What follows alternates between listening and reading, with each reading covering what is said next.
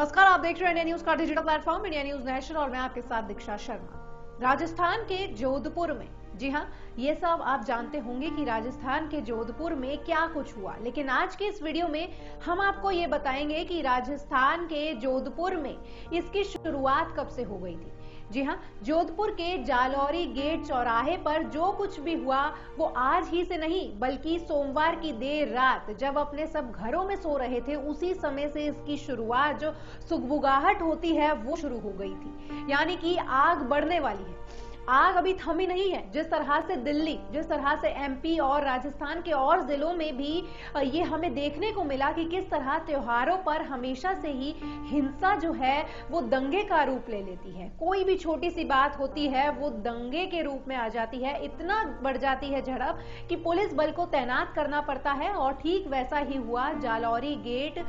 चौराहे पर। जिस तरह से वहां पर विवाद शुरू हुआ वो बेहद ही छोटी सी वजह थी जिसने इतना बड़ा रूप ले लिया और जिसकी वजह से पुलिस बल को तैनात किया गया और साथ ही पुलिस ने लाठीचार्ज भी किया और साथ ही आंसू गैस के गोले भी दागे, जब जाकर ये शांत हुई भीड़।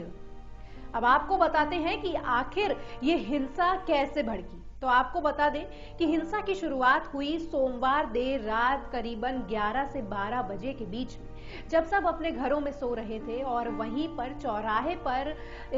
हरे झंडे को लगा दिया जाता है। हरे झंडे को लगाने के लिए कोई आपत्ति नहीं है, लेकिन हरे झंडे को लगाया जाता है तिरंगे को हटाकर। यानी कि तिरंगे की, जो हम कहते हैं कि हम तिरंगे को बड़ी शान से रखते हैं, उस तिरंगे को हटा दिया जाता है और वहां पर हरे झंडे लगाए जाते हैं और साथ ही लाउड स्पीकर लगाए जाते हैं ताकि नमाज में कोई भी दिक्कत ना हो। लेकिन जब ये वीडियो बनाई जाती है इसकी और ये वायरल होती है तो हिंदू संगठन को ये बात पसंद नहीं आती कि आपने अपना झंडा तो लगा दिया लेकिन तिरंगे को आपने कैसे हटाया, जिस पर ही विवाद जो है वो बहस का रूप ले लेता है। और ये बहस इतनी बढ़ जाती है कि पत्थर उठाने की नौबत आ जाती है। और जब पत्थर उठते हैं तो वह रुकते नहीं है और वहीं पर पुलिस बल की एंट्री होती है और पुलिस बल तैनात होती है और दोनों समुदाय के लोगों को समझाने की कोशिश करती है कि आप शांत हो जाइए, माहौल को खराब ना कीजिए। लेकिन गुटबाजी इतनी तेज थी, पत्थरबाजी इतनी तेज थी, लोगों की भीड़ इतनी थी कि पुलिस बल भी कुछ नहीं कर पाती और पुलिस बल ये एक्शन लेती है कि लाठीचार्ज करती है। वहां पर लोगों के साथ लाठीचार्ज होता है, तब भी लोग शांत नहीं होते, जिसके बाद पुलिस बल को आंसू गैस का भी सहारा लेना पड़ता है और इसके बाद आंसू गैस के गोले दागे जाते हैं, जिसके बाद लोग शांत होते हैं। ये शांति रात भर की ही थी, क्योंकि जैसे ही सुबह हुई वैसे ही एक बार फिर से जो पत्थरबाजी का दौर था, जो माहौल को बिगाड़ने का दौर था, वो एक बार फिर शुरू हो जाता है। जी हाँ, जब कुछ लोग नमाज करके वापस लौटते हैं तो वह देखते हैं कि भगवा झंडे अभी भी लहरा रहे हैं, जिस पर एक बार फिर से वह ये कोशिश करते हैं कि इन झंडों को हटा दिया जाए। फिर से विवाद खड़ा होता है, वहां पर फिर एक बार फिर से झड़प देखने को मिलती है और साथ ही ये झड़प एक बार फिर हिंसक रूप ले लेती है। और इस बार जिस तरह से रात में पत्थरबाजी हुई और सुबह हम देखते हैं कि किस तरह से वहां पर जितनी भी कारें होती हैं, 15 से 20 कारें बताई जा रही हैं करीबन, और उन्हीं के सबके कांच एक से एक बढ़कर एक बार से फिर से तोड़ दिए जाते हैं। झंडे से शुरू हुई ये बात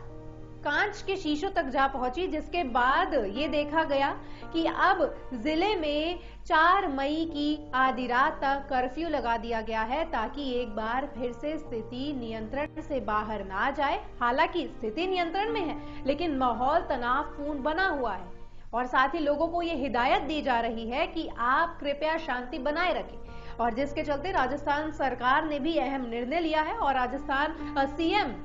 अशोक गहलोत ने अपने जन्मदिन के जितने भी सारे फंक्शन थे उन्हें रद्द कर दिया है और लोगों से ये अपील की है कि कृपया शांति बनाए रखें। क्योंकि हमने देखा कि जिस तरह से दिल्ली के जहांगीरपुरी इलाके में रामनवमी के मौके पर, हनुमान जयंती के मौके पर जिस तरह से हालात बिगड़े, उन हालातों को बिगाड़ने वाले शख्स जो थे वो गिरफ्तार किए। और अब राजस्थान के जालौरी खरौरी गेट चौराहे पर ये सब कुछ होना ये दर्शाता है कि कहीं ना कहीं लापरवाही अभी भी बढ़ती जा रही है और कुछ ऐसे शरारती तत्व हैं, यानी कि राज्यों में शरारती तत्व फैल चुके हैं जो समय समय पर ऐसे हिंसा भड़काने का काम कर रहे हैं। या तो ये एक हिंसा जो है एक प्री प्लान हिंसा है, क्योंकि रात से ही आप देखिए कि किस तरह से शुरू हो गई थी थोड़ी थोड़ी हलचल होनी और जिसके बाद सुबह नमाज होते के बाद से ही ये एक बार फिर से भड़की। यानी कि त्योहारों को मेन जो है मुद्दा रखा जा रहा है और त्योहारों पर ही हिंसा भड़काने का काम किया जा रहा है। या फिर ये एक कोई इत्तेफाक भी हो सकता है कि ये कोई इत्तेफाक हो कि गर्मा गर्मी में इतना माहौल बिगड़ गया कि पत्थर उठाने का भी मौका मिल गया और पत्थर उठाए भी गए और एक दूसरे पर फेंके भी गए। यहां तक कि पुलिस कर्मियों को भी चोट आई और साथ ही मीडिया कर्मी जो थे वो भी इसका निशाना बने। सोचने का विषय है कि आखिर राजस्थान और साथ ही अन्य राज्यों में जिस तरह से त्योहारों पर ही केवल इत्तेफाक होता है या फिर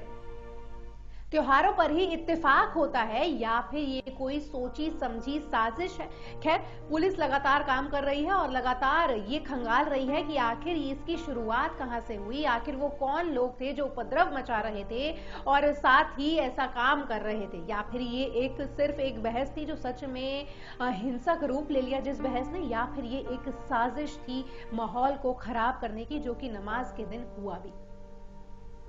अभी की वीडियो में फिलहाल इतना ही, लेकिन ऐसी ही ताजा तमाम अपडेट्स और खबरों को जानने के लिए देखते रहिए इंडिया न्यूज का digital platform India news national. नमस्कार।